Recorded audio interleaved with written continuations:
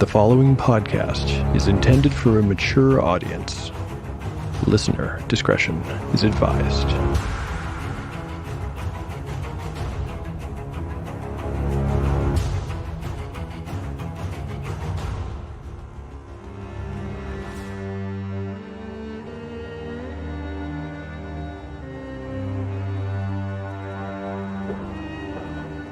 Welcome back to Tale of the Manticore. Like the creature from which it takes its name, Tale of the Manticore is a mashup, a crossbreeding between two different species of storytelling. Here you will find the unpredictability of old-school paper and dice games with the storycraft of a dark fantasy novel. No character is sacred, and no character will be spared if the dice decide their fate is at hand. The dice determine all. According to lore, the tale of a manticore is barbed with cruel iron spikes. There will be much pain in the days ahead.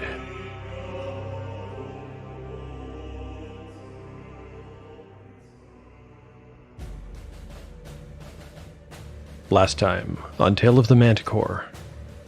In the last episode, Harl met with his two new retainers, the Ranger, Raydell Clearbrook, and the Artificer, Bayun Rumblebell.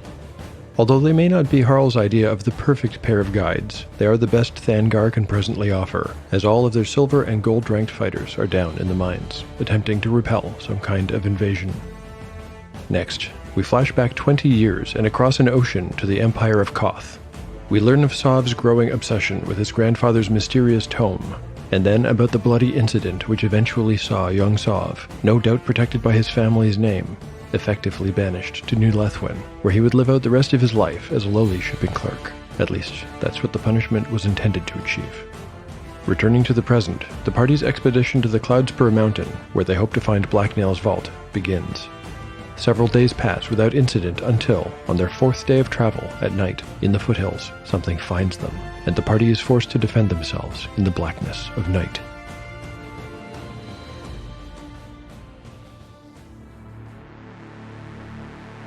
The sleeping companions have been surrounded by 9 hobgoblins. Hobgoblins are not especially tough, being 1+1 hit die monsters, but they are at an advantage in this fight. They surround the party, so escape will not be possible unless the companions fight their way out. Also, it's extremely dark. Those who do not have dark vision will have trouble hitting their targets.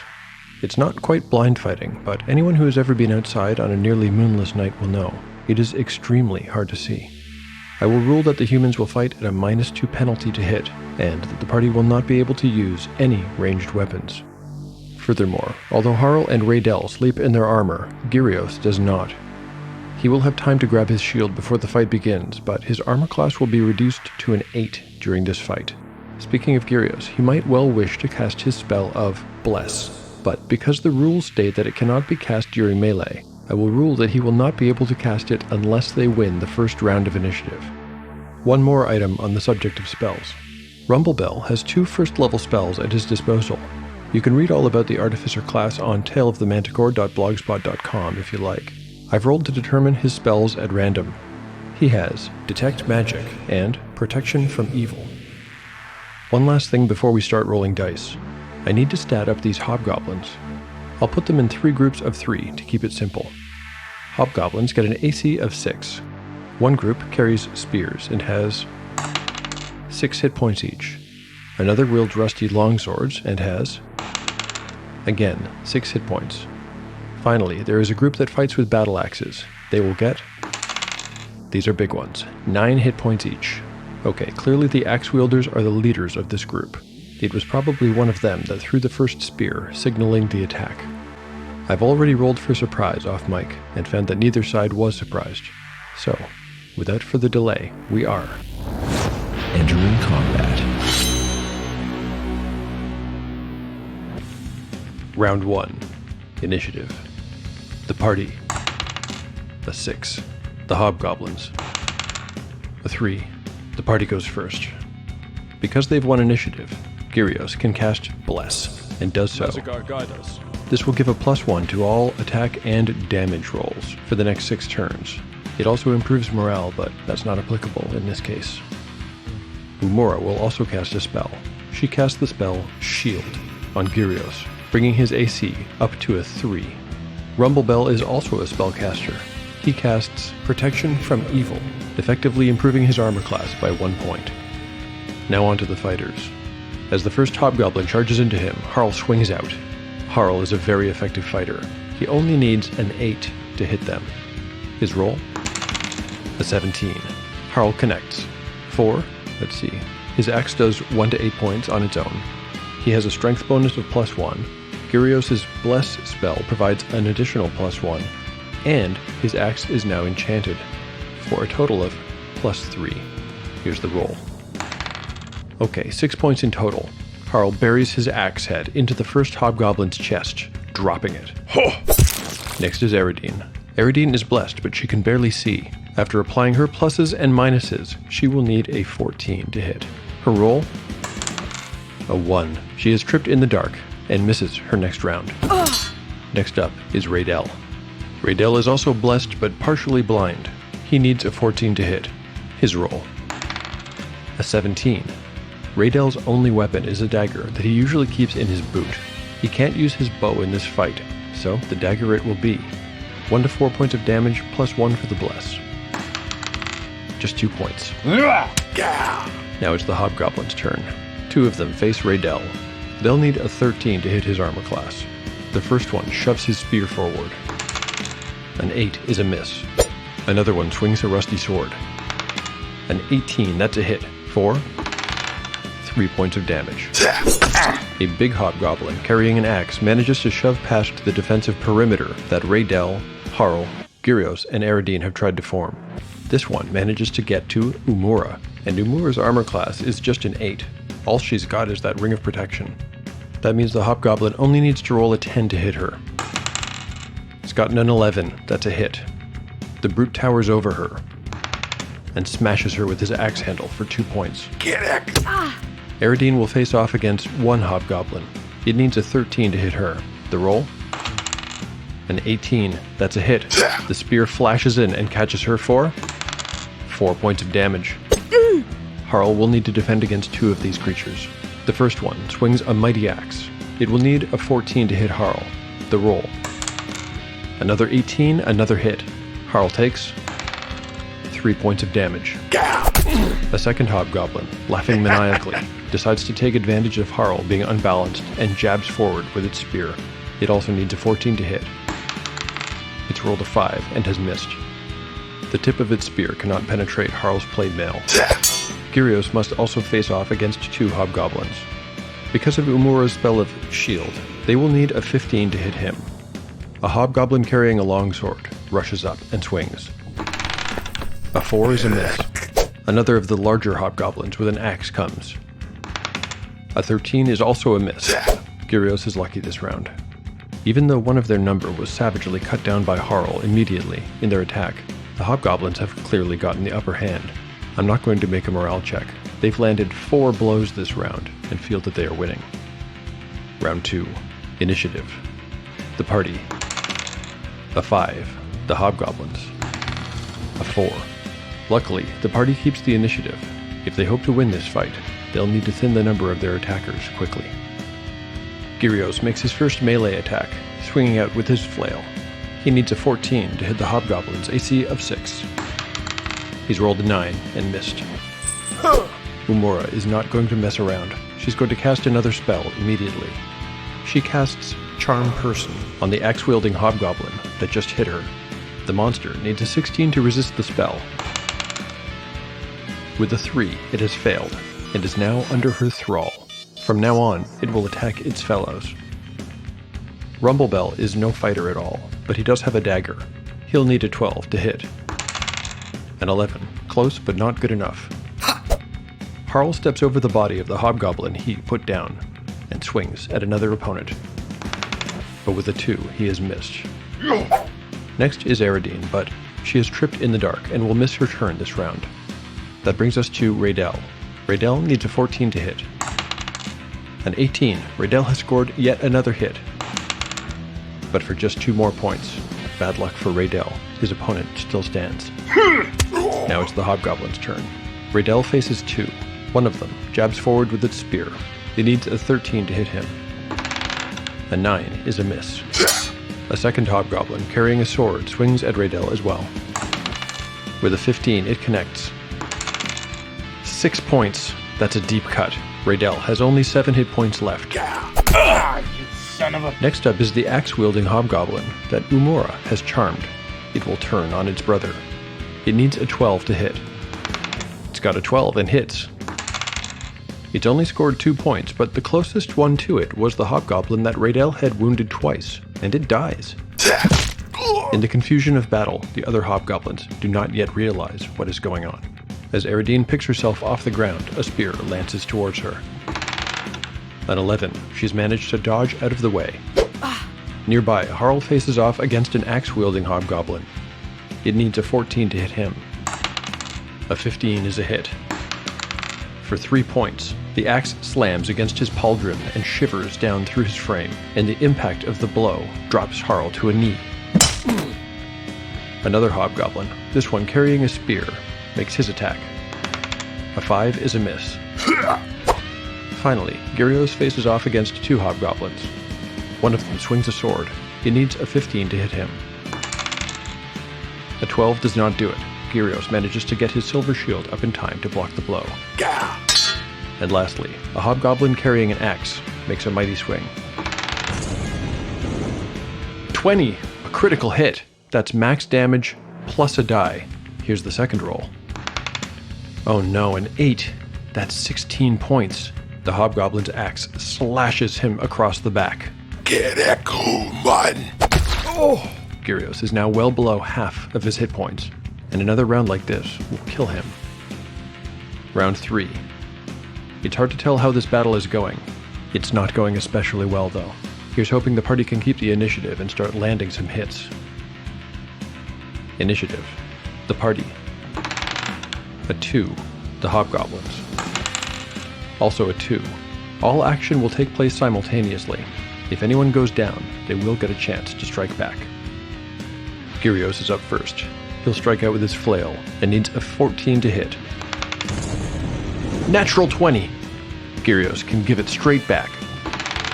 10 points crushes the axe-wielder's skull. Umura is next. She recklessly leaps to Eridine's aid. She'll need a 15 to hit. 16! Her blade connects with flesh. 4 points! Good job, Umura. This hobgoblin has just 2 hit points remaining. Now it's Rumblebell's turn. He'll need a 12 to hit. A 1. Rumblebell has critically failed. Even though he can see in the dark, he trips and goes rolling down the hill, falling ass over tea kettle. Now it's Harl's turn. Harl needs an 8 to hit the hobgoblin's AC of 6. A 19. Well, that's more like it. With this combined plus 3, he gets 8 points of damage. This takes the axe wielder down to 1 hit point. Eridine slashes her short sword wildly in the dark. An 8 misses. Like Eridine, Raydell needs a 14 to hit his opponent. An 8 is a miss. Now it's the hobgoblin's turn. One of them slashes at Raydell with a sword. A 6 misses. Umura's charmed hobgoblin now attacks his companion. A 1, that's a critical fail. This hobgoblin will miss its next turn. Eridine is facing off against a hobgoblin wielding a spear. It needs a 13 to hit her. An 11 misses, and she dodges the blow. Harl is facing off against a badly wounded axe-wielding hobgoblin. It will need a 14 to hit him. A 3 will not do it. This hobgoblin has been weakened badly. Another hobgoblin, this one holding a spear, tries to get around Harl's flank. A 12 misses as well, and the spear tip glances off the dwarf's armor. The hobgoblin, who wounded Gyrios so badly last turn, laughs with demented glee and strikes out again. With the 9, it has missed. Because the initiative for this round was simultaneous, the axe-wielding hobgoblin that Gyrios took out gets to strike back. It will need a 15 to hit Gyrios. Natural 20! What are the chances? That's 2 in a row! Well, this is serious. If I roll an 8 on the die, Gyrios will die here. Is it possible that after all this time, Gyrios, a 4th level cleric, will fall to a hobgoblin? Here's the roll. A 4. It's a brutal hit. The blade of the hobgoblin's axe bites deep into Gyrios' arm. Get echo, man. Gyrios feels bone break, and he staggers, but he does not fall. Round 4. Until that last hit, I thought things were going pretty well for the party. Now I'm not so sure. Initiative is more important than ever. Here are the rolls. The party. A 4. The hobgoblins. A 2. This is the party's chance to grab the upper hand. Gyrios decides to forego his attack this round and instead casts Cure Light Wounds on himself. He gets back 7 points. Now he has 11 and is not at risk of dying at a single blow anymore. Umura tries to land another blow. A 3 will not do it. As for Rumblebell, he is at the bottom of the hill and will spend this round recovering. Harl feints left and then lunges straight ahead. A 13 connects. With 10 points of damage, he has knocked his opponent to the ground and then buries his axe in its chest.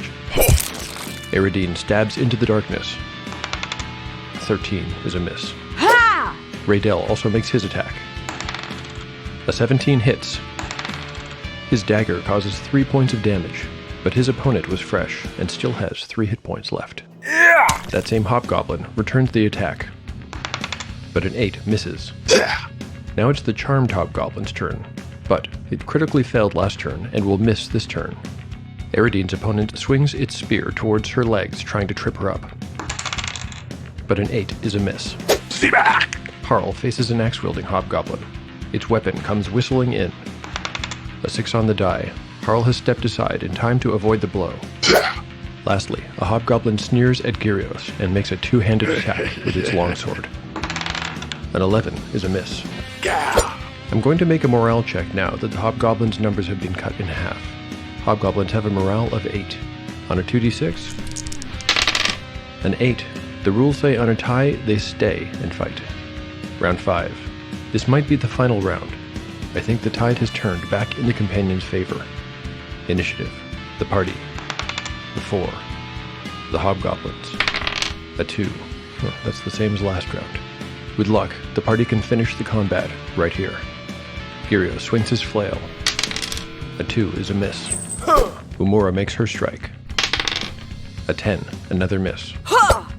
Rumblebell tries to recover enough to get back up the hill. When he reaches the top, he engages the hobgoblin, fighting Harl. Another 1. With 2 critical fails in a row, I'm going to say he is out of this fight for good. Now it's Harl's turn. He needs an 8 to hit his opponent. A 12. There's no need to roll damage. This hobgoblin only had 1 hit point, and this shot will kill it. Eridine, still unable to see well, strikes wildly in the dark. A 19 connects. Again, there's no need to roll. The Blessed Spell guarantees 2 points on this strike as a minimum, and that is all that is needed. The tip of Eridine's short sword pierces this hobgoblin's chest, and it dies on her blade. Next up is Raydell. He slashes with his dagger. A 10 is a miss. Now it's the hobgoblin's turn. There are only 4 of them left. One of them strikes at Raydell. With an 18, it has hit him. Its sword slashes across his shin. With 6 points, that's a deep cut. Raydell now has just 1 hit point left. The hobgoblin charmed by Umura has now recovered enough to make its attack. A 9 is a miss. Eridine sees the tip of a spear coming through the darkness straight at her. Will her reflexes save her? A 14 means she is hit. 4. 2 points of damage. A glancing blow. She still has 9 hit points left. The hobgoblin facing Gyrios makes another 2-handed attack. With a 19, he has hit. 3 points of damage. The cleric has 8 hit points left. Round 6. I think this will have to be the final round. There are only 2 hobgoblins left in the fight. Initiative. The party. A 4. The hobgoblins. Also a 4. Simultaneous combat. All fighters crash together at once. Gyrios will spend his turn casting Cure Light Wounds on Raydell. The ranger is cured for 3 hit points. Umura, as if suddenly realizing the danger that she's in, steps out of the fight, but not Harl. He slashes wildly at his opponent. A 16 hits. 11 points. Harl practically cuts his opponent in half at the midsection. Eridine makes her attack. A 1. Aradine has tripped on a corpse and hits the ground hard. Raydell makes his swing. A 4 is a miss. Now it's the Hobgoblin's turn. The Hobgoblin who is charmed swings at its former companion. It will need a 12 to hit. I've got a 12. That's a hit. 4 points of damage. That's enough to kill it, but because initiative was simultaneous, this Hobgoblin gets one dying blow. It thrusts its sword at Raydell. An 18 is a hit. Just 2 points of damage. The final enemy falls, and this fight is over.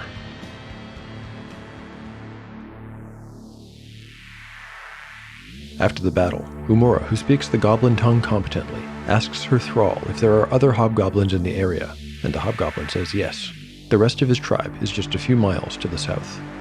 Umura sends the creature west on a fool's errand, telling it that she lost a ruby ring somewhere in the foothills, and that she will not have a moment's peace until it is found and returned to her.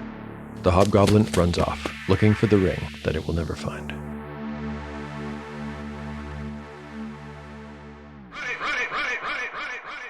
All right, this Cowie Norland Vex's Gaming Rexes or whatever it is. Thanks for the intro, Dave. I'm Steve, host of All Anthrex's Gaming Vexes, a podcast documenting my ongoing mission to run or at least play all of the RPGs that I seem to be incapable of stopping myself buying. And you'll see me frequently fiddling with something in my hands. Each episode, I get together with a group of fellow gamers that have either played a game I've run or who've GM'd a game for me. We chat through what we've enjoyed about the game and some ways we could have improved the experience, whilst making a series of terrible jokes along the way. Was it hot chat action?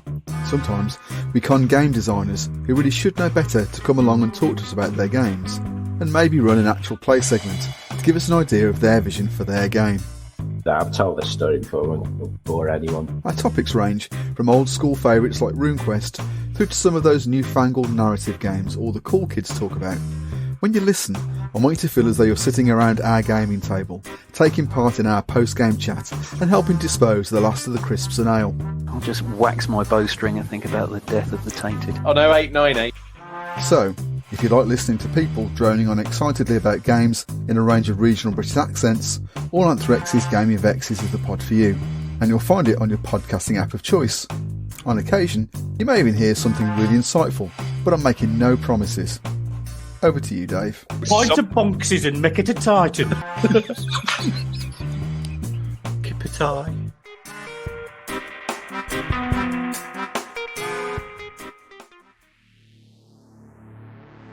That battle did not go well at all. A party of 6 3rd and 4th level characters should be able to handle 9 hobgoblins with relative ease, day or night. I think that nobody is going to be able to sleep after that. The characters will spend the next few hours in darkness, nervously anticipating another attack. By the time dawn creeps over the eastern horizon, they are exhausted. Everyone in the party is hurt except for Rumblebell, but he is no less terrified for the experience. Additionally, after his pathetic performance in battle, Rumblebell is going to be wrestling with shame and self-doubt. But things went especially badly for Raydell and Gyrios, both of whom came very, very close to the edge. They'll be nursing wounds for the foreseeable future. Speaking of wounds, having been deprived of proper rest, none of the characters will benefit from natural healing. Gyrios will get back his spells after morning prayers, however. He'll use one on himself to fix his broken arm, and the other on the ranger. The first prayer knits his bones back together, but that is all. The wound is still quite bad. Gyrios only receives back 2 hit points. He casts it again, this time on the ranger, who receives only 3. Given the weakness of these prayers, Gyrios is probably a little confused. I think his usual gregarious self will not be heard from for at least a few days, as he loses himself in personal reflection. With no more healing magic available, Raydell bandages his wounds to the best of his skill, thanks the cleric for trying, and confers with Rumblebell. Shortly thereafter, he informs the party that, according to the Artificer's map, there's a spring not too far off their planned route. He will collect their water skins, fill them at the spring, and catch up with them later in the day. It's safer and faster than all of them going together. It's true that the party needs water, but Raydell is eager to be away from them.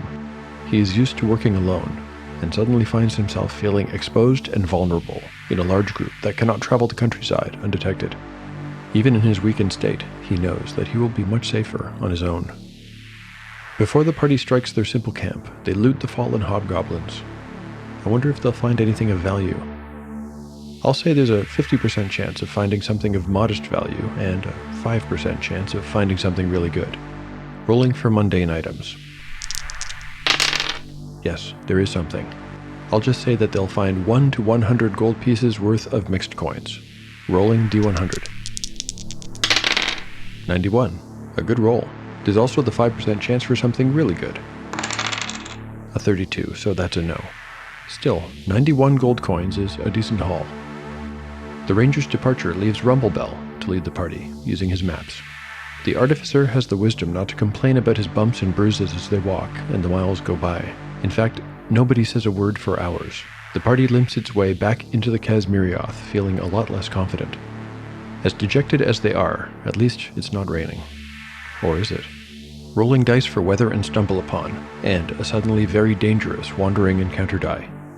For weather, a 3. Of course, it does rain. A drizzle begins around midday, hours after Raydell has left to get water. Then the gray skies grow dark and rain comes in great fat drops, soaking everyone to the skin. Rumblebell can contain himself no longer and starts to complain loudly, irritating everyone around him. Everyone else hunches forward as they walk, miserably trying and failing to ward off the cold rain. Stumble upon. An 18, close, but only a 20 will be meaningful. Wandering encounters. In their condition, the party cannot afford another fight. They had better pray to pass through the lower mountains unnoticed. A 3 on the die means they do. At the end of a very long and unpleasant day, they arrive at the rendezvous point. It is a small ruin. Once, long ago, it served as a storage depot. Rumblebell knew of its location from his maps. The 3 on the wandering encounter die I take to mean that nothing has made its home here. They make camp inside the short crumbling walls, and Harl wonders aloud if they will ever see the ranger again. Do you think he'll return? There was a look in his eyes. Did you notice? He'll return. Sure as stone, young chief. Rumblebell is correct. He knows the Sachori would sooner cut off his own arm than break a contract or abandon a friend. By the time the sun dips out of sight in the west, Raydell could be heard approaching from the south. Like everyone else, he is soaked to the skin. His wet bandages are pale pink with blood, and his eyes are hard. He throws the filled water skins into a pile near the group, drops his bedroll, and curls up to sleep without as much as a word of greeting.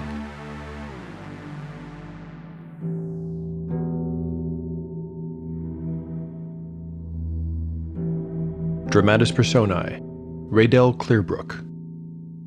Raydell Clearbrook is a third-level human male ranger hailing from the independent city-state of Sacharos, which lies in the foothills of the Kazmirioth, close to Thangar.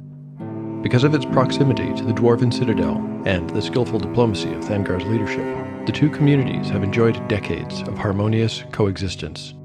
It is not uncommon to find a Sachori drinking in the Dead Troll Tavern, and the Dwarven traders of Thangar can often be found selling their wares inside the walls of Sacharos. Lean and tall, with dark hair and striking dark blue eyes, Sachori men and women value freedom and honor above all else. As a people, they refuse to be ruled and will not pledge fealty or pay tribute to any other nation. As individuals, they will choose death over capture and will never surrender in a fight. Given their proclivity towards independence, many Sachori become guides, messengers, and rangers. Raydell Clearbrook has a vocation for the latter, and he excels at it.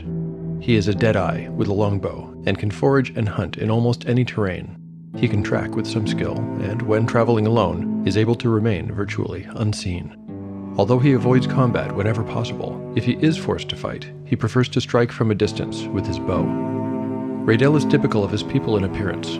He is 29 years old, at the peak of his health and abilities. While generally a quiet and reserved man, he does enjoy a good laugh now and then and has a surprisingly sharp wit.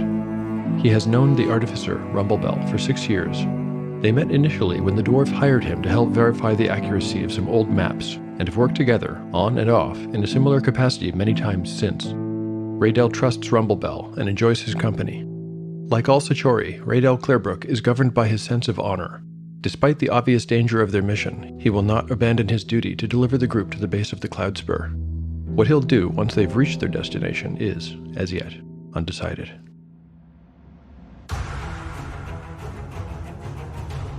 Thanks for listening to Tale of the Manticore. If you like the show and want to support it, there are a number of ways to do so. One of the best is to rate or review the show. Thanks to everyone who's taken the time to help out. I'd like to read a review from the Podcast Addict app. This one was posted by Dave Paters. Dave writes, "Love the pod. Works on several levels, as a book and a game. My only criticism is that there's not enough episodes." Thanks, Dave. The Manticore Fiction Factory is working 24/7 to maximize fantasy production. More stories are on the way. If rating or reviewing isn't your thing, there's a new way to support the show. I've just released a rules ultralight RPG called One Shot in the Dark. You can buy it on DriveThru RPG for the price of a cup of coffee. Although One Shot in the Dark is not related to Tale of the Manticore, all proceeds from the sale of the game will go towards maintaining and improving the show. My thanks to the voice talent on this episode. Rumblebell is played by James Schrahl from the wonderful solo play podcast Subclass Act. Radel Clearbrook is played by Bruno of the Chronicles of the Crimson Hound YouTube channel. Thanks to both James and Bruno for their contributions to the show. The story will continue on the next episode of Tale of the Manticore, the story where chaos rules.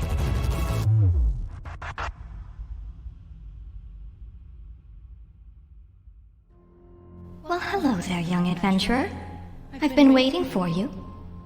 We've met before, don't you remember? No worries. I'm quite forgetful myself. The other Sparks are waiting for you. Leviath, Shuey, Theo, and Brandy. They've had such wonderful tales to tell. A truly marvelous story. I wonder which one of them will be the chosen one. Perhaps none of them will. Perhaps it will be you. The morning's coming soon. I have to leave now. Will I see you again? I sure hope so. Is a story really a story if there's no one to tell it to? Well, goodbye for now, adventurer. Chosen Ones is a visual novel-style D&D podcast on YouTube that releases every Thursday at 1 p.m. CST. Find us on Twitter at Chosen Ones D&D. Come adventure with us.